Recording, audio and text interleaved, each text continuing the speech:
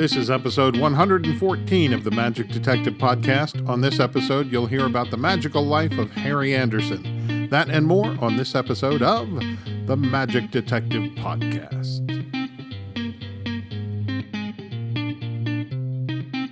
Hello and welcome to the Magic Detective Podcast, your podcast home for magic history. I'm your host, Dean Carnegie. I am the Magic Detective, and this is episode 114. So some of you may be aware, if you follow me on Facebook, I've got a kind of a crazy story to relate to you. And we all know the story of Houdini's last days, his ruptured appendix, hospitalization, surgery. He dies on Halloween. Well, listen to this. The week of our most recent Halloween in 2025, I wasn't feeling well, mostly at night. I'd wake up in the middle of the night, laying on my right side, and suddenly extreme pain. And it would be so bad it would wake me up. And I'd turn over, and when I turned over, the pain kind of subsided. This went on for several days. And by the way, I'm doing shows while this crazy nonsense is happening during the day. The Monday after Halloween, I'm in a lot of pain, and I'm thinking to myself, it's something I ate, and I'm hunched over in pain, but I'm certain it's something I ate. So I go to bed. I wake up the next day fully expecting to be fine, but now all the pain is in my lower right side. I call my doctor to set up an appointment. Then I do the standard thing that everyone does now. I self-diagnose myself via the internet. Turns out, looks like maybe possible appendicitis. The symptoms include nausea. Well, I didn't have that. Throwing up. Didn't have that. Fever. I don't think I've got a fever. So I take my temperature. Crap, I've got a fever. Got a temperature. So I call the docs, I cancel, and I go straight to the ER. They do a CT scan, reveals appendicitis. The surgeon has already left for the day. They send him my file. He turns around and comes back. They operate that evening, ruptured appendix, leaking fluid, total Houdini stuff, except in my case, I'm on antibiotics, and the poison hasn't spread. Now, here's the craziest thing, thinking on it. If I had had a show the day that I had the surgery, I would have gone and done the show and then driven to the ER.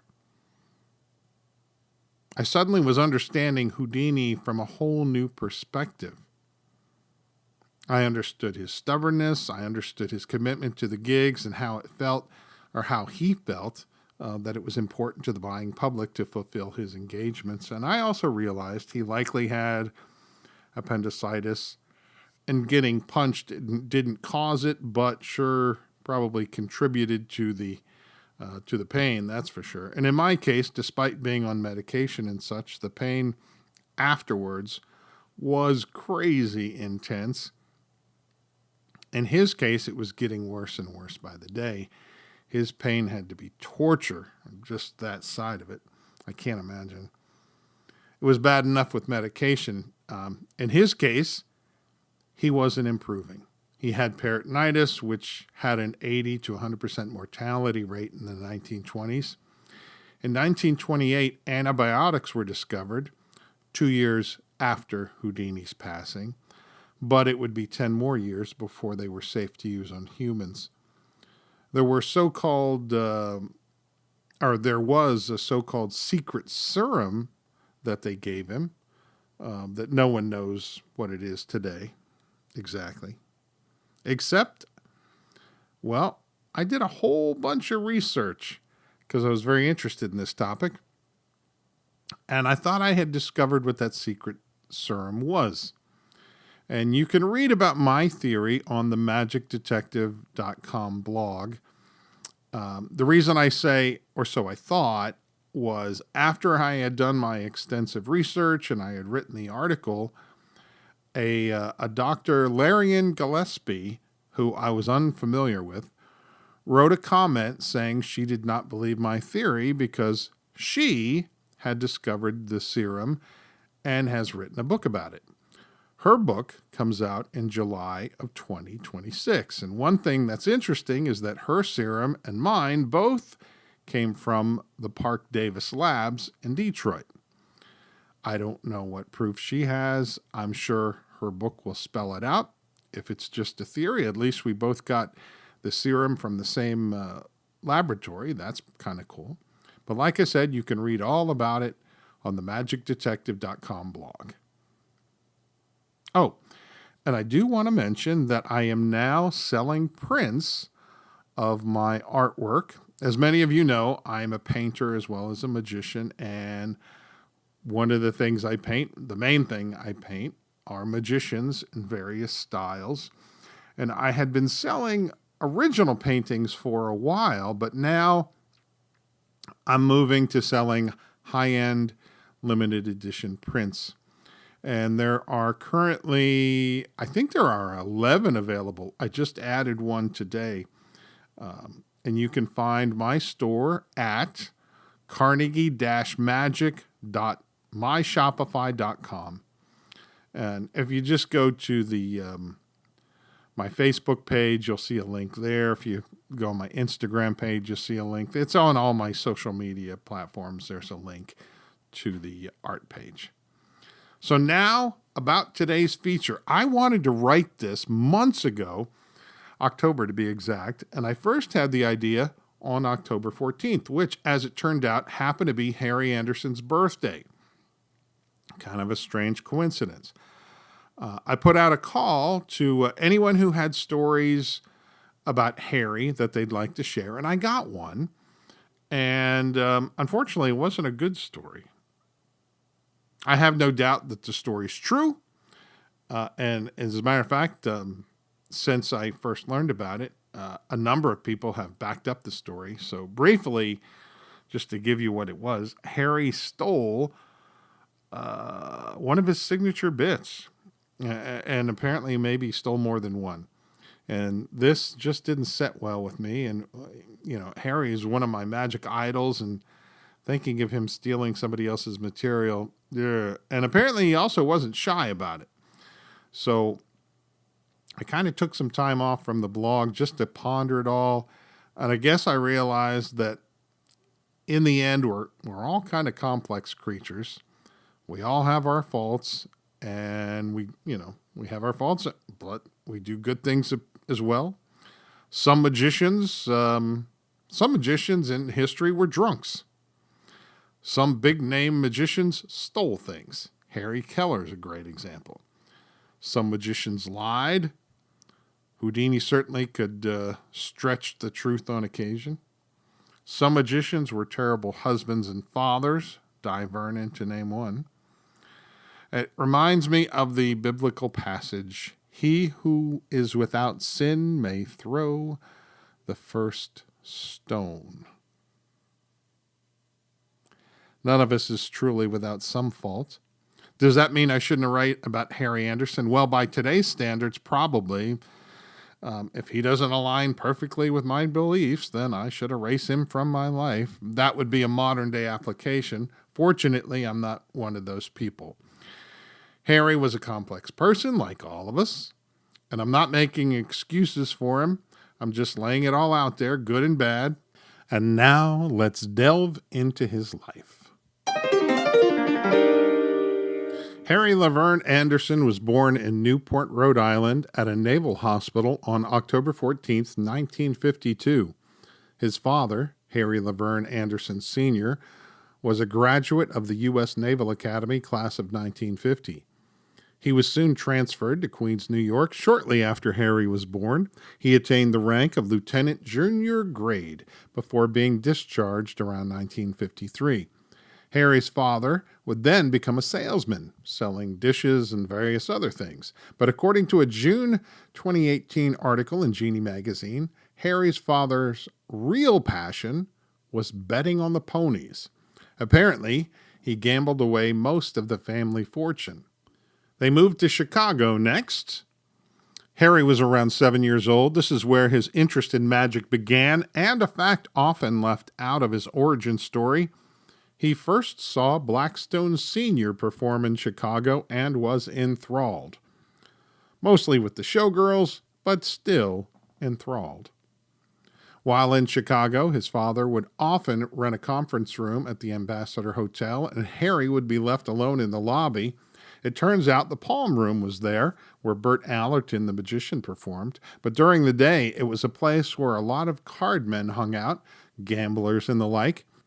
Harry would learn about cards, card games, cons, even magic tricks. It was an ideal education for someone who would eventually become a budding young magician. Incidentally, I believe his parents had divorced by this time, so Harry would spend time with his dad and other times with his mother. Harry and his mother, Suzanne, would often move during his youth. By the time he was 16 years old, he lived in 12 different states, and there would be more to come. He wound up in Las Vegas, where his mother took a job as a casino dealer. A People magazine article stated his mother often worked as a prostitute. Harry understood the hardships they encountered and never held this against his mother.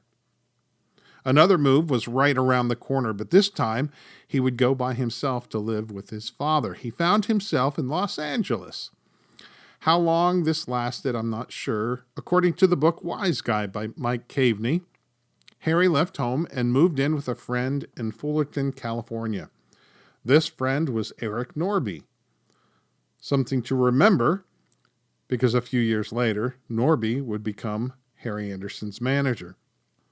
One of my favorite stories about Harry Anderson happened during this time. As it turned out, the Norby house where Harry lived was very close to Claude Yarborough, who would later become known as Jonathan Pendragon.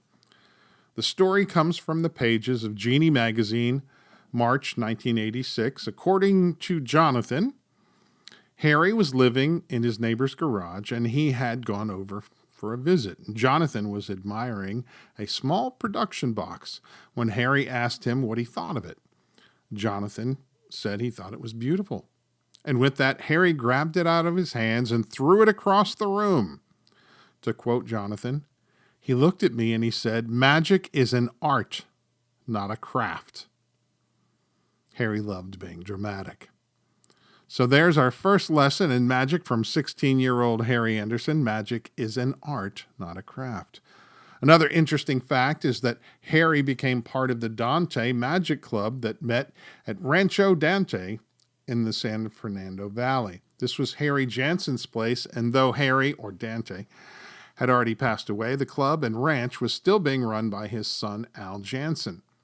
Quite a few names came through there over the years, including Paul Green and Paul Harris. Harry was about 14 at that time. The Dante Magic Club would have lectures. Now keep in mind, this is around 1966. So Charlie Miller was there, Kuda Bucks was there, even Di Vernon was there. During his senior year of high school, Harry made a trip to San Francisco where he happened upon a street magician, a busker, as it were, and Harry's life was forever changed. He realized he could do the same thing and make money at it. He saw a number of street performers who would go on to big fame. Robert Shields, who would later become a popular mime with his wife, Laureen Yarnell. They would be known as Shields and Yarnell. By the way, they would also later be guests on one of the Doug Henning World of Magic specials. There was also a comedian you might have heard of back there in the street performer days, Robin Williams. Harry was only in San Francisco for a couple days, but it was long enough for him to know he needed to return here once he finished high school. Now, after high school, he had been given an English scholarship. So he went to Berkeley to check it out, but found out quickly it wasn't for him. So he was then San Francisco bound. As a solo busker on the streets of San Francisco, one of the things he did was the three shell game. Now, the book Wise Guy says he learned the three shell game from a Jack Shannon manuscript, but Harry would say it came from Frank Garcia's routine. Likely it was a mixture of both. Things went pretty well, until the day that an irate participant broke Harry's jaw. There was a silver lining to this accident, however. He discovered a little magic club and a local magician who performed there, Martin Lewis.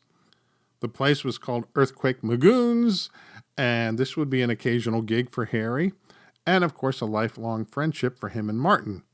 It was Martin who encouraged Harry to start doing indoor gigs, which led him to performing in colleges. Now, speaking of Martin Lewis and Harry Anderson, the first time I ever saw either of them was on the John Davidson talk show. Harry was up first, and he was really young. He came out and he did a quick bit, and then suddenly John Davidson came running onto the stage, picked up Harry's props, and moved them slightly and then left. It was the weirdest thing. And Harry stood there confused for a moment, and John Davidson walked back on. He said, "You missed your mark. You had to be on your mark or lighting would be all wrong." And the audience laughed, and Harry gave a half-hearted chuckle and then repeated the opening gag. But it didn't stop him from having a strong set. Later in the episode, Harry introduced Martin, who did some great magic with dice. A few years later, Harry and Martin would team up and write and produce a satirical version of Genie magazine called Weenie. Next, he moved to Ashland, Oregon, and he would soon find himself working for the Oregon Shakespeare Festival. This was around 1971. Among his unique magic was a version of the broom suspension that he had fabricated by a local orthopedic supply builder, and they were able to create something that worked. According to Wise Guy, it was a little overbuilt, but it worked, and so did Harry. The next season, Harry was offered the job if he could come up with a new feature. His choice? The deadly bullet catch. Yes, that bullet catch, the one that's killed a dozen people or so. Now, the book Wise Guy lays out the entire story, and I'll say Harry was lucky he had a career after this adventure. Actually, he was lucky he had a life after this adventure. At moments during the development of his routine and the development of the method, Harry really should have been injured, but something always seemed to stop it at the last moment. And as you know, I don't divulge secrets on this podcast, but rest assured, Harry's method had a projectile heading straight at him. And had he gone with his initial idea, it would have been disaster. And just to give you an example, in a test run, a hole was shot through a thick wooden fence. And that's when he decided to re-examine the whole procedure. Eventually, he came up with quite a dramatic routine that was as safe as it could possibly be. A marked bullet was shot from a gun, ends up in the mouth of the magician, who is standing some distance away. Like his idol, Ted Anneman, Harry spun around and hit the ground before revealing the marked bullet that had arrived in his mouth.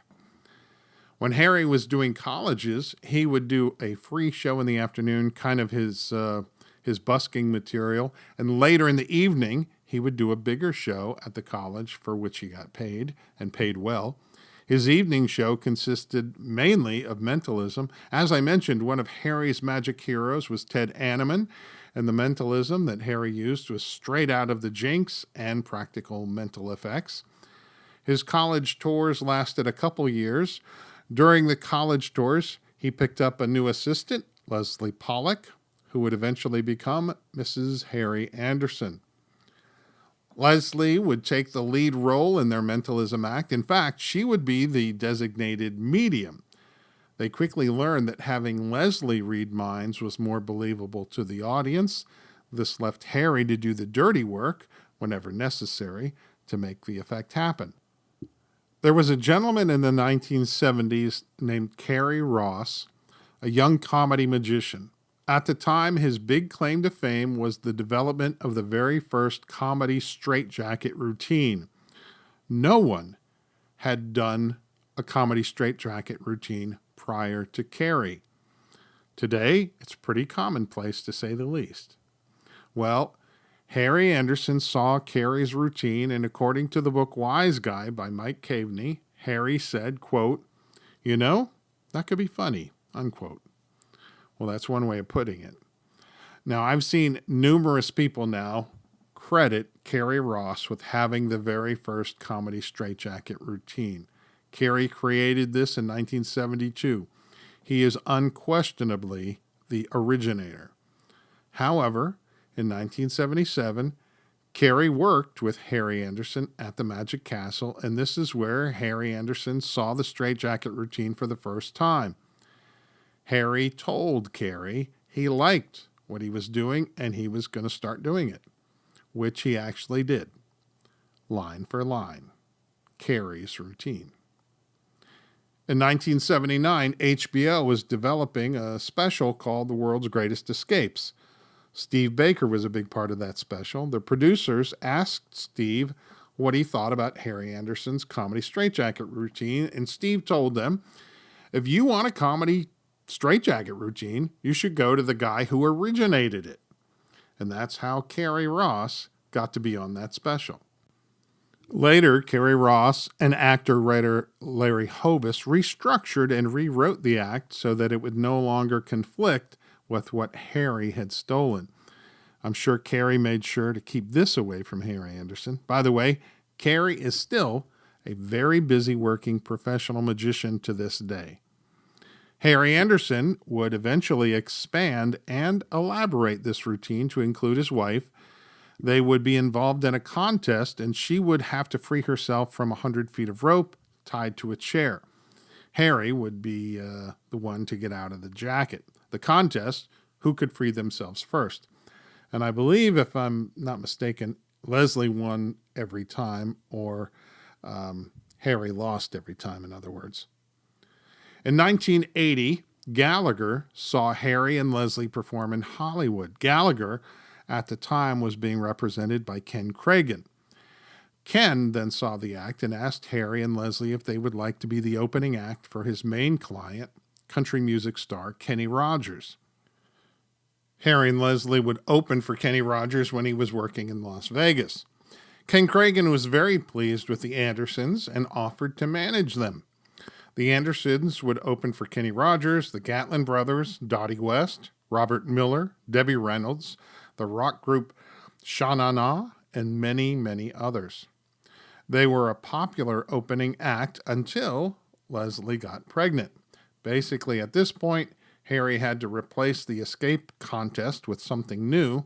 This is where his exploration of the grappler effect began. The grappler was an elaborate gambling device that Harry had picked up from Owen's Magic. At the time, he really didn't have any idea what to do with it, but he knew that there was something there. And when Leslie wasn't able to do the show, Harry incorporated the grappler into another routine as sort of an absurd explanation, all for laughs, of course. And it worked, and it became a staple in his show. Oh, and back to the contest one more time. So Harry and Leslie were in Reno performing, and some nights it was kind of slow. In fact, there was one Monday when there was only one person in the audience, and that person was drunk. But Harry was contracted to do his act, so he did the show for one guy. And he got that one guy up to tie up Leslie and to put him in the straitjacket. And the moment the guy finishes getting both of them secure, he leaves the theater. And there they are, Harry and his wife, all tied up with no one to watch. And I wonder, was this maybe tiny bit of karma, maybe? I don't know. Being managed by Ken Kragen led to Harry getting the occasional talk show, of which there were many back then. John Davidson, Dinah, Merv Griffin, Mike Douglas. Those were the daytime shows. The evening, you had The Tonight Show with Johnny Carson and The Late Show with Tom Snyder. And though it wasn't a talk show, one of the biggest comedy shows on TV, Saturday Night Live. Dick Ebersol was the new producer of Saturday Night Live and caught Harry's act in Las Vegas and offered him a comedy spot on SNL. Harry would appear on that show 9 times over the years, even hosting at one point. In 1957, a magician named Bruce Spangler invented a clever trick called You Do Voodoo. This was a wild effect where a large hat pin could be shoved through a magician's arm. In 1975, possibly earlier, he put it on the market. I say 1975 because that's when I did some research. Those were the first ads I could find in Genie magazine. According to the book Wise Guy, in the early 70s, when Harry was working the streets in San Francisco, he visited Marvin Berger's House of Magic and he purchased the You Do Voodoo trick for a friend of his. Unfortunately, his friend never received the gift as Harry found it to be perfect for his show. Known as the needle through arm, it took a while to develop. There's a photo of Harry doing the trick in 1974 in the book, and he used it, of course, for a lot of shock value. It usually divided the audience, with half of them liking it and half of them hating it. After all, it looks quite real. And he eventually added comedic bits and kind of a new attitude for producing the effect. Harry even allowed an audience member to pull the needle when it was in his arm. And this became a signature trick for him. Harry presented the needle through arm on his fourth appearance on Saturday Night Live. His full routine appears in the book Wise Guy by Mike Caveney, though 20 years later, Harry is quoted as saying, "Why would anyone want to do this trick? Even I shouldn't do it anymore." The first time Harry Anderson was asked to host Saturday Night Live, he had a new routine to offer the producers, a little thing he called Skippy. This routine used a Lloyd's guinea pig box. The one Harry got came from Danny Dew. The standard routine involves taking a live guinea pig and tearing it to pieces. And I got to be honest, I don't know if you, in the original routine, if you like wrap the animal up in newspaper first or what, I don't know.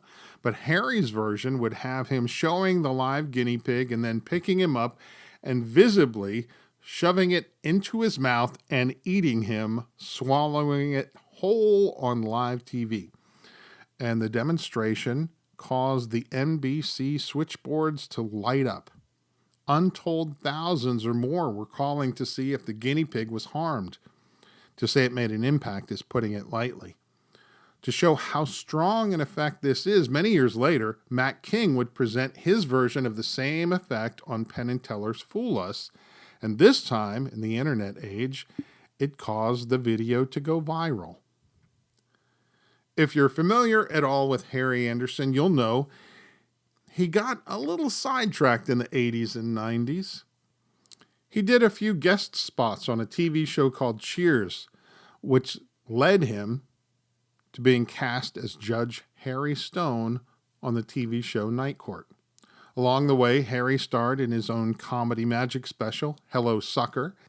And then later, Harry Anderson would do Tricks of the Trade. He hosted Magician's Favorite Magicians for CBS and appeared in NBC's World's Greatest Magic 5.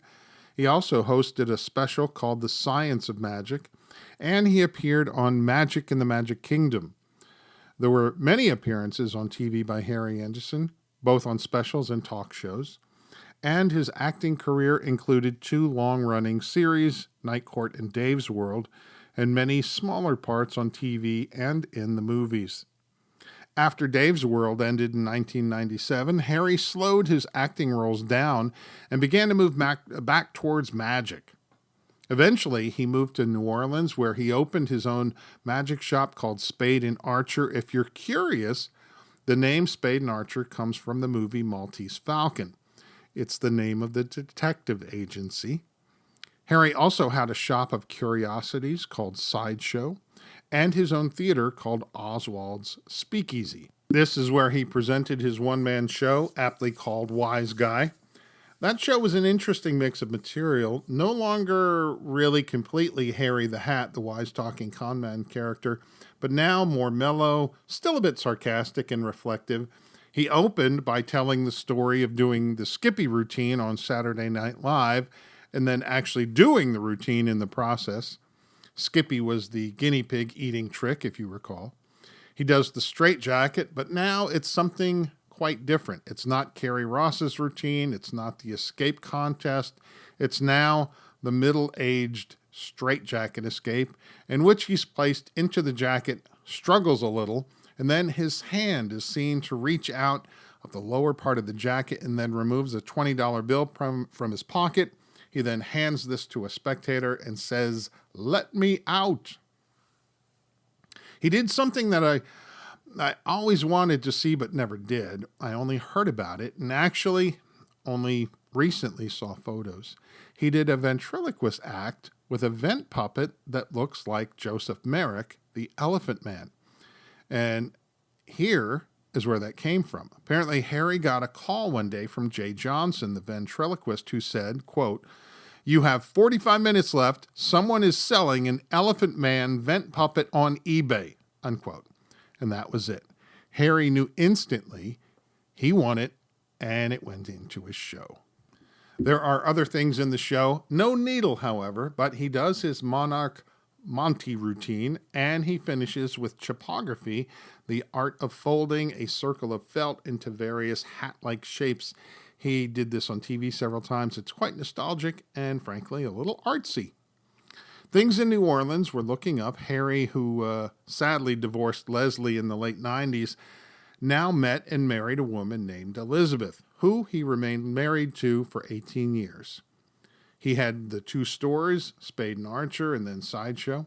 I guess they were more like museums for his vast collection of oddities. Harry did sell a number of magic props, many of which were handmade by him. Sadly, in the mid-2000s, Hurricane Katrina came along and devastated New Orleans. The Speakeasy became a meeting place for locals and a rallying point for local organizers to try and rebuild the city. Harry and Elizabeth finally left when Harry realized the New Orleans governmental leaders, Mayor Ray Nagin especially, didn't care about fixing the city. Harry's fears would be proven true when Nagin was convicted on charges of wire fraud, bribery, and money laundering related to a city corruption scandal. He served 10 years in prison. Harry and Elizabeth moved to Asheville, North Carolina for a quieter life. Over the years, Harry had many friends. Turk Pipkin, who he met in Austin during his busking days. He and Turk would collaborate and write material for books and TV. Jay Johnson, the ventriloquist comedian, was very close to Harry. Mike Caveney and Tina Leonard and Martin Lewis. All of these people were members of the Left-Handed League. Harry was close with his cast members on Night Court, John Larroquette and Markie Post. He was not close to, nor ever liked to speak or even hear the name of Richard Mall, the actor who played Bull on Night Court. Harry is survived by his wife Elizabeth, his son Dashiell, and daughter Eva Faye from his marriage to Leslie. I mentioned at the start that Harry was a complex character. He certainly was that. His final acting role was in a movie called A Matter of Faith, which he shot in 2014. A Christian movie. Harry plays an evolutionist biology professor. This recently had some people on Facebook going berserk that Harry would do such a thing, and I can only imagine their outrage if they knew that during the last months of his life, Harry planned to act and direct in a revival of Archibald MacLeish's 1958 Pulitzer Prize-winning play J.B. about the Book of Job. Finally, I found a quote from Harry that I really like in regards to magic. This was from his Penguin Magic lecture. Quote, "Good magic is something you're never really finished with. If you've got something you love doing, you should always consider it half done for as long as you can." The point of that being that you can always be creative. You can always add new lines and new bits to your existing material, and you should always be doing that. Harry Anderson passed away on April 16th, 2018. He was 65. He died in his sleep of a stroke due to influenza and heart disease at his home in Asheville, North Carolina. And that, my friends, will do it for this episode of the Magic Detective Podcast. If you like this episode, please be sure to like it in any way your podcast provider allows. Leave a comment or 5-star review would be nice. Until next time, I'm Dean Carnegie. I am the Magic Detective. Please be well and stay safe.